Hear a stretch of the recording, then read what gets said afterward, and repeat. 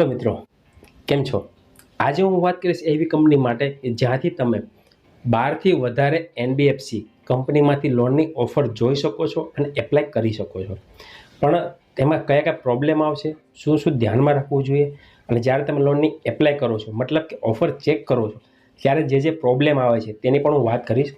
તો વિડીયો પૂરો જોજો કે જેથી તમને પ્રોબ્લેમ ના આવે.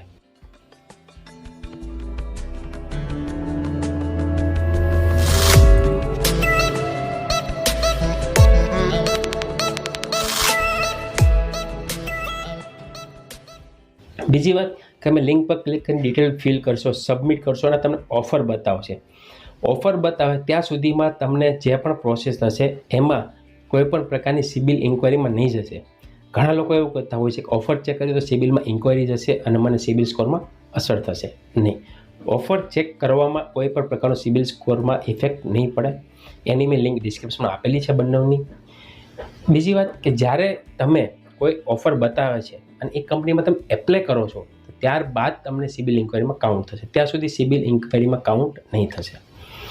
ત્રીજી વાત કે આ કોઈ પણ એપ્લિકેશનમાં તમે એપ્લાય કરો છો, પ્રોસેસ કરો છો, લોન એપ્રૂવ થાય કે રિજેક્ટ થાય કે પ્રોસેસ કરવા માટે કોઈ પણ કોલ આવે તો તમારે કોઈ પણ પ્રકારનું પેમેન્ટ એડવાન્સ માગે કે લોન પ્રોસેસ માટે, ઇન્સ્યોરન્સ માટે તમારા ડોક્યુમેન્ટ ઓછા છે, કોઈ પણ પ્રકારનું રીઝન આપે તો પૈસા આપવાના નથી. એ 100% ફ્રી છે, કોઈ પણ પ્રકારના ચાર્જ લેવામાં નથી આવતો. ઠીક છે, તો વાત કરીશ પ્રોસેસ માટે. લિંક ડિસ્ક્રિપ્શનમાં આપેલી છે. જેવી લિંક તમે ઓપન કરશો એટલે તમને આ રીતનું પેજ બતાવશે જ્યાં તમારે મોબાઈલ નંબર નાખવાનો છે, જે બેંક એકાઉન્ટમાં આધાર કાર્ડમાં લિંક હોય તે મોબાઈલ નંબર નાખશો, ઓટીપી જશે.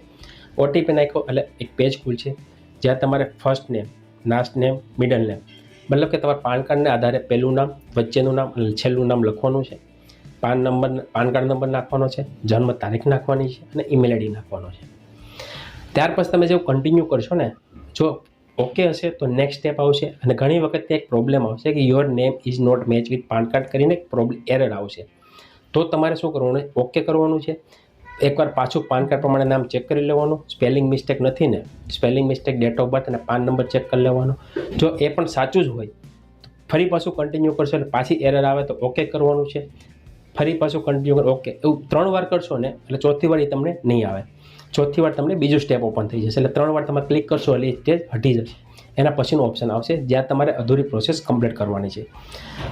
જ્યાં તમારે લખવાનું મેલ, ફિમેલ, તમારા ઘરનું એડ્રેસ એજ પર આધાર કાર્ડ પ્રમાણે જે એડ્રેસ હોય તે એડ્રેસ લખવાનું છે.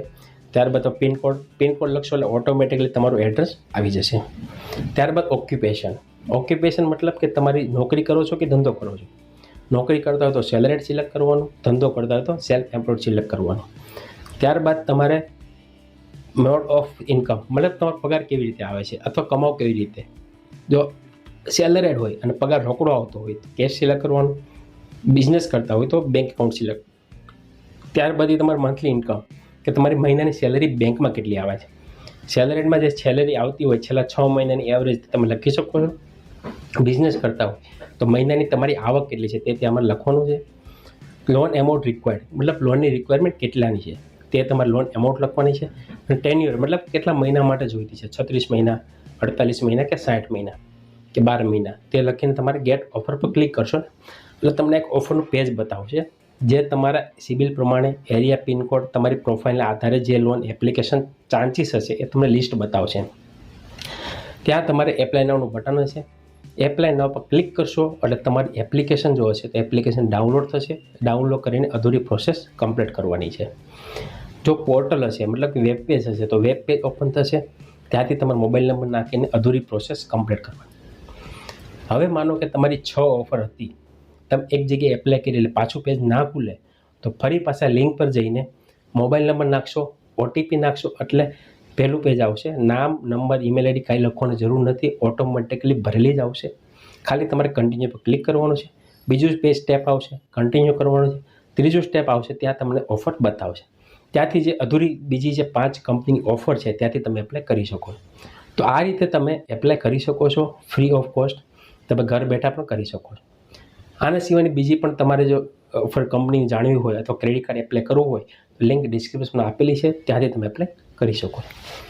મિત્રો આ વિડીયો કેવો લાગ્યો, સારો લાગ્યો તો જરૂરથી શેર કરજો. અને જો તમે એજન્ટ બનવા માંગતા હોય લોનના, તો પણ મેં ફોર્મ ડિસ્ક્રિપ્શનમાં આપેલું છે કે જ્યાંથી તમે લોનના એજન્ટ બનીને તમે કામ કરી શકો છો. તો મળીએ નવા વિડીયોમાં નવા ટોપિક સાથે. ધન્યવાદ. જય હિન્દ, જય ભારત.